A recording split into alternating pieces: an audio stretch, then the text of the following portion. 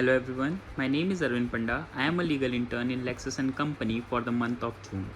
And today in this video, I am going to talk about sedition. Also, we're going to understand its position in India and the laws that regulate it. So, to begin with our topic, let us first understand what actually is sedition.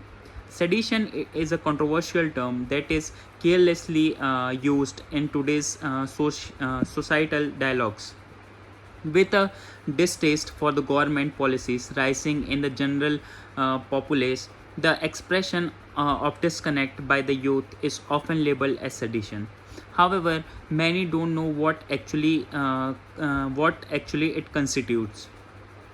So, thus, we must first ask ourselves what does sedition means in law. So, in this video, we shall look at the various aspects related to the crime of sedition, understanding its essential element as given in section 124A of the Indian Penal Code of 1860, and examine certain important case laws that have led to the evolution and establishment of this concept. We will also analyze the constitutional validity of the law, which will help a major judgment given by court and look at possible reform that can be brought in it. So, the meaning of sedition in the Constitution of India, it grants us certain fundamental right, which represent our basic human right and liberties, which all of us are entitled to. One of this right is the right of freedom of speech and expression, granted by Article 19, Clause 1, Subclause A. So, this right is an absolute though, and certain reasonable restriction can be put on it in specific situations, such as prevention of defamation of another person, maintenance of public order and decency, and so on. So, sedition referred to overt action, gesture, or speech by a person in oral or written form, which express his or her discontent against the established government in the state, with the aim to incite violence or hatred against it. Classified as a crime in India since 1870, it has been defined under Section 124A of the Indian Penal Code of 1860. This section says that whoever by spoken or written words, sign, etc., excites or attempt to excite hatred or disaffection toward the government of India, it is said to have committed the crime of sedition. Now, let us see one of the landmark case in this matter, that is Rague versus Alexander Martin Sullivan. This case is of the year 1868. This was an international case. So in this case, it was held in United Kingdom. It is defined as sedition as any practice by word, deed, or writing which intend to disturb the peace in the state and incite discontentment against the government in the state and the laws of empire. It is said that the aim of sedition is to stir up opposition and rebellion in the state.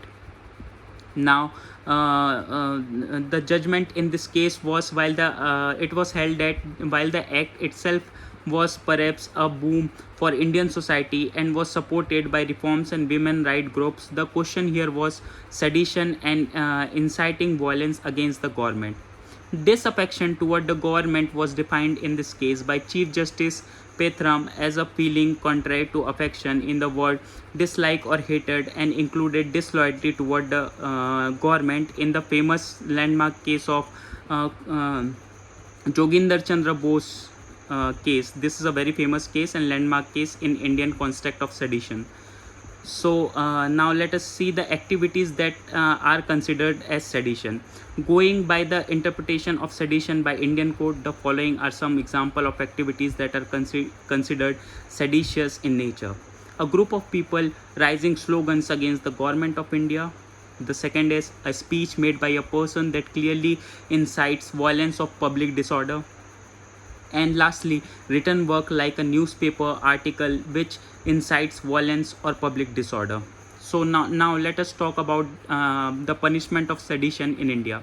So as given under section 124A of Indian Penal Code, a person convicted of sedition is punishable with either imprisonment ranging from 3 years to a lifetime, or fine, or both.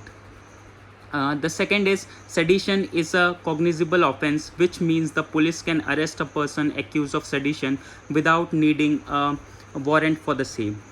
Third is sedition is non-bailable offense, which means a person arrested for the sedition cannot be released on bail by the police as a matter of his right.